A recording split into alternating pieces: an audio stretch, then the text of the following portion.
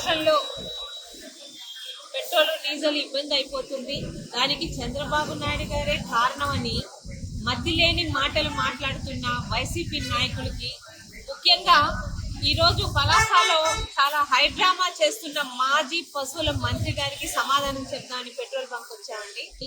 ఎక్కడ క్యూలు ఈరోజు పెట్రోల్ బంకుల దగ్గర కనిపించట్లేదు. నిన్న కూడా కొన్ని పెట్రోల్ బంకుల దగ్గర క్యూలు కనిపించడానికి కారణం ఈ అప్పలరాజు లాంటి వైసీపీ నాయకులు లాంటి మతి లేని వాళ్ళు మాట్లాడే మాటలు విని కొంతమంది జనం నిజంగానే పెట్రోల్ నిల్వలు తగ్గిపోతాయేమని భయపడి నిన్న కాస్త హడావుడి అయ్యింది. కానీ వాళ్ళకి అర్థమైంది ఎక్కడ ఇటువంటి ఇబ్బంది లేదు.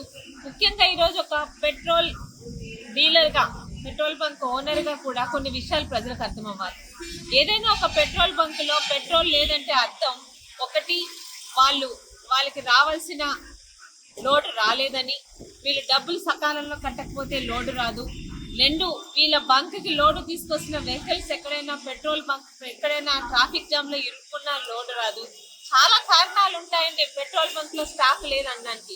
అన్నిటికీ మించిన కారణం ఈరోజు భారతదేశంలోనే కదా, ప్రపంచంలో ప్రతి ఒక్కరికి తెలుసు, యుద్ధ వాతావరణం. కొన్ని దేశాల మధ్య యుద్ధాల వల్ల మన భారతదేశానికి వస్తున్న పెట్రోల్ నిల్వలు కొంచెం తగ్గుతాయేమోనని భయం తప్పితే దీనికి చంద్రబాబు నాయుడు గారి కారణం కాదని ప్రతి ఒక్కరికి తెలుసు. అయినా మతి లేని పార్టీ, గతి లేని నాయకులున్న వైఎస్ఆర్సీపీ పార్టీలో ఏది జరిగినా చంద్రబాబు నాయుడు గారి మీద మాట్లాడడం ఒక అలవాటు అయిపోయింది.